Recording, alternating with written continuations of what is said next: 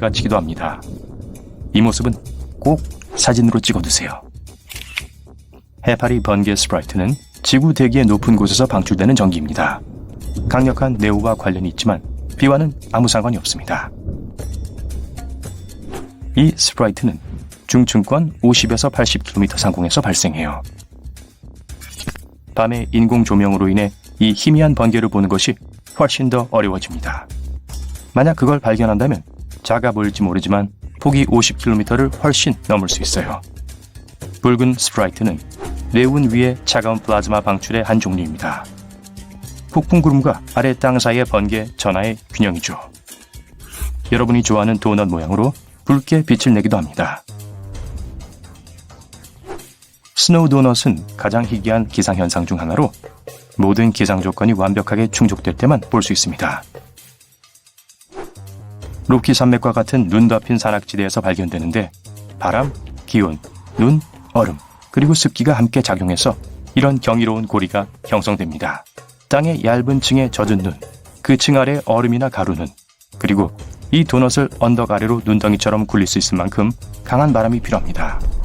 일단 구르기를 멈추면 야구공 크기에서 자동차 타이어만큼 클 수도 있어요.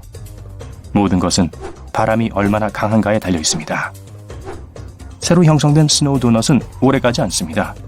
그러니까 서둘러서 카메라에 담으세요. 지평선 너머로 석양을 바라볼 때 아름다운 자줏빛과 분홍색으로 물든 하늘은 눈앞에 보이는 세 개의 태양에 비하면 아무것도 아닙니다. 와, 언제부터 지구의 태양이 세 개였죠? 가끔 태양 옆에 나타나는 이 유령별을 선독이라고 부릅니다. 어쩌면 개처럼 태양을 졸졸 따라다녀서 이런 이름이 붙었을까요? 선독은 종종 태양과 같은 높이에서 빛을 발하는 영역으로 나타납니다. 대부분 얼음 결정이 빛을 가장 잘 반사하는 골이나 후광의 형태로 관찰됩니다. 달과 나란히 나타나고 얼음 결정체를 통과하는 달빛에 의해 형성되는 문독도 있지만 선독만큼 자주 관찰되진 않습니다. 야생에서 사진을 찍다가 드디어 인생샷을 찍기에 완벽한 장소를 찾았어요. 수정처럼 맑은 물, 소나무, 산, 그리고 비행 접시. 잠깐, 비행 접시요? 아, 외계인이에요. 만약 접시 모양의 구름을 본다면 그렇게 생각할지도 몰라요. 이 렌즈 모양을 한 고저구는 이름도 어려워요. 알토 큐뮬러스 렌티큘라리스. 멋지죠? 산 꼭대기 위에 형성되는 특이한 구름입니다. 습한 공기가 산 위로 흐를 때 온도차가 완벽하면 파도가 생겨요. 공기가 파도를 통과할 때 증발이 발생하고 일련의 구름이 타원형 모양으로 형성됩니다. 결국 외계인은 아니라는 거죠. 휴. 하늘이 무너지고 있어요. 이 구름을 목격한 사람들은 마치 이 구름이 하늘에서 내려온 것처럼 보인다고 말합니다. 유방우는 거대한 하얀 덩어리의 마시멜로처럼 보이지만 구워 먹을 수는 없습니다. 이 이상한 솜털 같은 구름은 수백 킬로미터에 걸쳐 뻗을 수 있고 모루구름이나 다른 뇌우 구름 아래서 짧은 시간 동안만 볼 수 있습니다. 이 이상한 거품 모양은 폭풍 자체 내부의 난기류로부터 형성되어 고르지 못한 구름 기반을 만들고 세계 어느 곳에서나 나타납니다. 유방우는 습한 공기가 건조한 공기로 가라앉을 때 형성됩니다. 공기는 주변 환경보다 차갑고 얼음으로 식거나 물로 인해 무거워야 합니다. 바위들이 우르릉 쾅쾅거리는 화산 비탈길을 굴러내려오면서 다른 더 큰 바위들을 밀어내다가 결국 거대한 폭포처럼 물을 쏟아내면서 바다로 굴러떨어지면서 전 세계가 이전에 보지 못했던 높이의 파도를 일으킵니다. 이런 상황은 하와이 빅아일랜드의 힐리나 슬럼프가 물속으로 빠질 때 일어날 수 있어요. 킬라우에아 화산은 휴면과는 거리가 멀어요. 가장 최근에 폭발이 일어났던 게 2018년이었죠. 이 폭발은 보통 다양한 규모의 지진을 동반하고 지진이 각각 생길 때마다 화산의 경사지에 있는 마그마 암석은 아래로 이동합니다. 이런 암석 형성을 슬럼프라고 하고 힐리나 슬럼프는 이런 것들 중 가장 악명이 높죠. 1868년에 이 슬럼프의 이동으로 18m까지 상승하는 해일이 일어났어요. 하지만 가장 걱정스러운 건 약 11만 년 전 이곳에서 일어난 산사태가 역사상 가장 강력한 지진 중 하나로 이어졌고 그 결과 300m가 넘는 메가쓰나미가 발생했었어요. 과학자들은 이런 일이 미래에도 반복될까 걱정하고 있어요. 만약 그런 일이 생긴다면 파도는 하와이 전체를 뒤덮고 북미 해안과 남미 해안에까지는 문제없이 도달할 거예요. 하지만 지질학자들은 이와 같은 산사태가 곧 일어나진 않을 것이라고 우리를 재빨리 안심시켜줍니다. 그러기엔 너무 이르다고 하네요. 하지만 마침내 그 일이 일어나면 결과는 재앙일 거예요. 상상이 되시나요?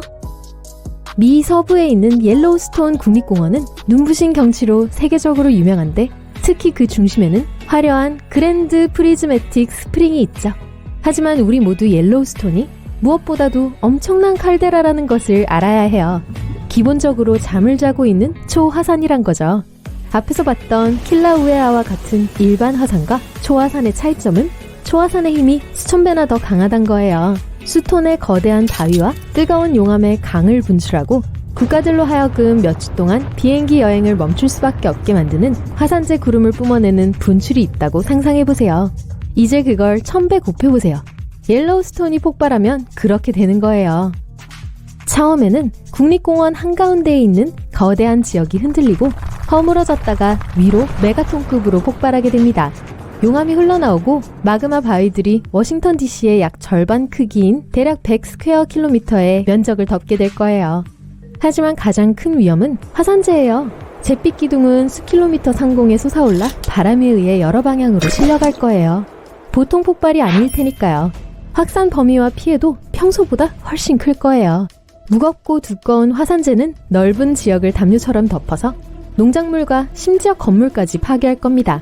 더 최악인 건 재가 공기 중에 퍼져 태양을 차단하고 기온이 급격하게 떨어뜨려 인공적인 겨울로 이어질 수도 있다는 점이에요. 심지어 일반 화산도 전 세계의 온도를 몇 도 낮출 수 있어요. 초화산은 잠재적으로 새로운 빙하 시대를 초래할 수도 있어요. 다행히도 옐로우스톤 초화산이 가까운 미래에 폭발할 가능성은 극히 낮거나 전혀 없어요. 지구 역사상 이런 폭발은 단 3번 있었고 그런 재앙이 반복될 거라는 증거가 없어요. 과학자들은 그 확률이 0.00014%로 추정하고 있는데 이건 소행성이 우리를 다 쓸어버릴 확률보다 낮아요. 말이 나와서 말인데요. 공룡이 말을 할 수 있다면, 그리고 적어도 그러려면 아직 살아있어야겠지만 여러분에게 소행성의 위협이 이보다 더 생생할 순 없다고 말할 거예요. 나사의 과학자들이 말하길 자신들이 지구와 가까운 모든 두드러진 크기의 소행성들의 90%를 추적했고 하나도 우려할 만한 게 없다고 했어요. 하지만 아직 나머지 위대한 미지의 10%가 남아있죠. 게다가 다른 천체들이 끌어당기는 힘 때문에 소행성들은 날아가면서 선로를 바꿀 수 있고 결국엔 우리 쪽으로 방향을 틀 수 있어요. 우린 운 좋네요. 만약 충분히 커다란, 예를 들면 지름 1.6km 정도 되는 소행성이 지구를 강타한다면 우선 12개의 대도시를 단 몇 초 만에 없애버릴 수 있을 만큼 강력한 폭발을 일으키게 될 거예요. 그러면 그 충격으로 화산의 화산재와 같은 먼지와 파편들의 구름이 피어올라 해를 가리고 지구 전체에 수세기 동안 지속되는 겨울이 시작될 거예요. 하지만 소행성이 바다에 떨어진다 해도 아마 그럴 가능성이 더 높을 텐데 그 결과로 생긴 파도가 수 킬로미터 높이까지 올라가 해안 도시들을 지구 표면에서 씻어내버릴 거예요. 하지만 적어도 새로운 빙하기는 없죠. 비록 과학자들은 가까운 미래에 그러한 위협은 없을 거라 꽤 확신하고 있지만 완전히 그 가능성을 배제할 수 없으며 인류가 이 사건에 대비하기 위해서는 적어도 5년은 키예프. 몇 년 동안 여기 온 걸 꿈꿔왔어요. 카메라를 꺼내서 대성당, 항공박물관, 드니프로 강의 사진을 찍기 시작합니다. 그러다가 갑자기 엄청난 광 소리가 들립니다. 돌아보니 무언가 멀리 우뚝 솟아있는 게 보여요. 거대한 폭발 같아요. 피해야겠어요. 빨리요. 2020년 6월 키예프 사람들이 하늘에서 목격한 것은 모루구름이었어요. 보기 드문 형태의 폭풍우가 형성되고 있었죠. 강한 기류가 수증기를 위로 운반할 때 형성되며 공기는 성층권 바닥에 닿으면서 팽창하고 퍼져나갑니다. 밀도가 높은 구름을 우리가 보게 되는 그 멋진 모양으로 밀어넣고 때로는 버섯 모양이 되기도 합니다. 모루구름은 가장 위험한 번개 폭풍을 일으키는 구름 중 하나입니다. 말 그대로 청천벽력이에요. 이 번개는 폭풍이 몇 킬로미터 떨어진 곳에 있을 때 맑은 하늘에서 갑자기 마법처럼 등장합니다. 이러한 유형의 번개는 모루 상단에서 발생하는데 일반 번개보다 10배 더 강력할 수 있습니다. 사람들이 100km 밖에 있는 거대한 구름을 목격하고 나서 끔찍한 일이 일어났을 거라고 생각하면서 매우 두려워했어요. 현지인들은 관계자들이 무슨 일이 일어나고 있는지 설명하기도 전에 SNS에 거대한 구름의 사진을 올렸습니다. 당국은 그것이 그저 아름다운 자연현상에 불과하다고 발표함으로써 사람들의 두려움을 진정시켰습니다. 이런 구름은 바람의 세기에 상관없이 일반적으로 한 지역에 머물다가 사라집니다. 호주 퀸즐랜드의 북쪽 끝을 둘러보면서 소름 끼치는 동물들을 피해 편안하게 해변에서 휴식을 취할 때입니다. 편안하게 쉬다가 커다란 그림자가 머리 위를 지나가고 그 다음에는 또 하나, 그리고 또 하나가 지나가는 것을 봅니다. 하늘을 올려다보니 이 이상한 날씨는 정말 놀라워요.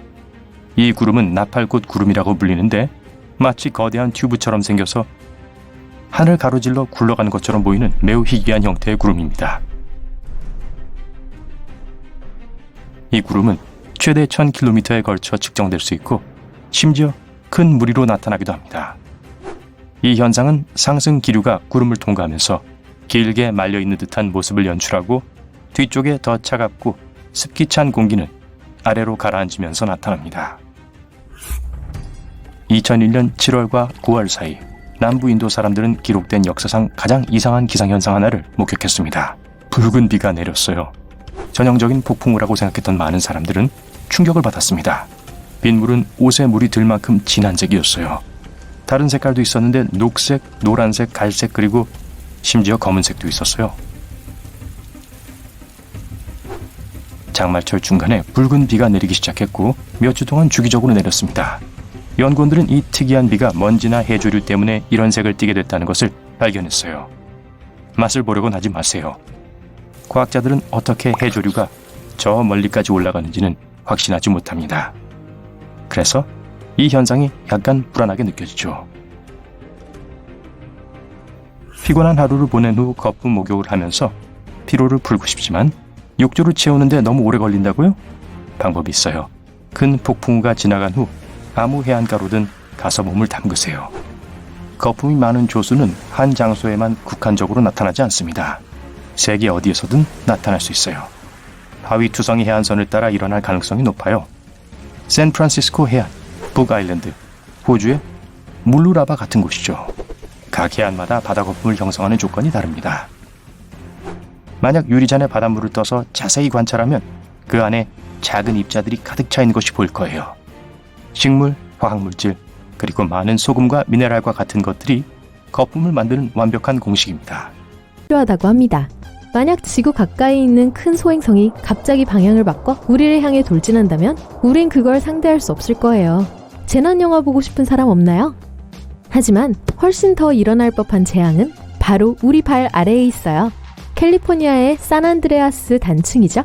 이 단층은 여태 수년 동안에 걸쳐 파열될 준비를 하고 있었고 과학자들은 이 선상에 있는 지진은 향후 30년 이내에 발생할 것으로 추정하고 있어요. 그리고 지진이 일어난다면 좋지 않을 거예요. 역사상 가장 파괴적인 지진들과 견줄 만한 규모인 8.0을 예상하고 있어요. 캘리포니아는 로스앤젤레스와 샌프란시스코를 포함한 미국 서부에서 가장 인구가 많은 도시들이 있기 때문에 더 위험해요. 이곳엔 고층 건물이 흔하고 이 건물들은 특히 지하의 흔들림에 취약하죠.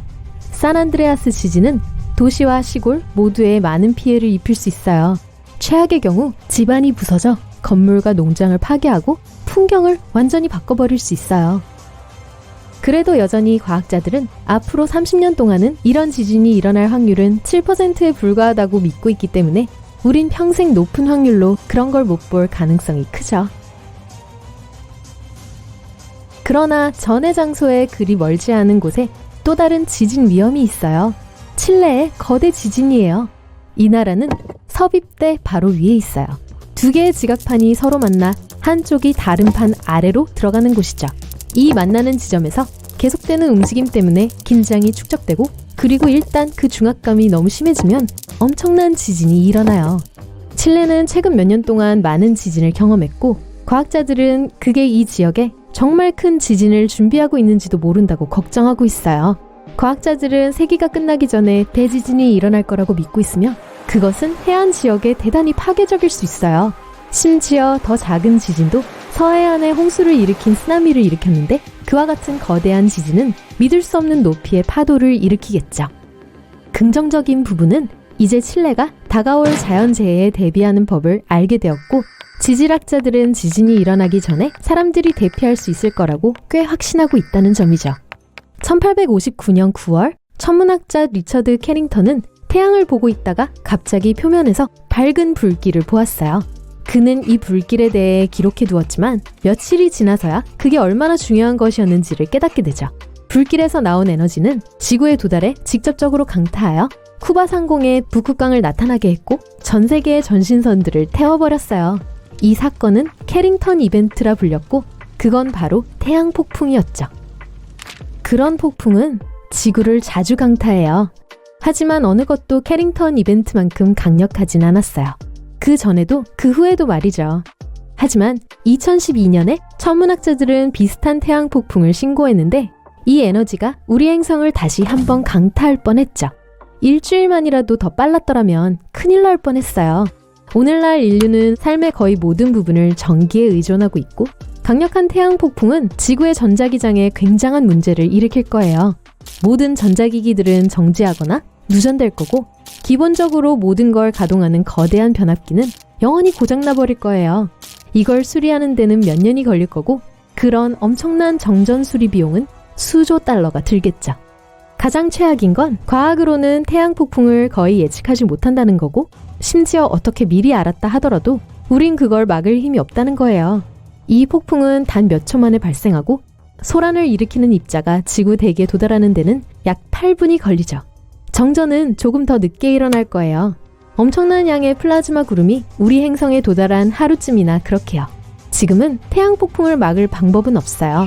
그리고 몇 년 안에 우리의 모든 전기를 끊을 수 있을 만큼 충분히 강력한 한방이 올 가능성은 상당히 높아요. 약 12%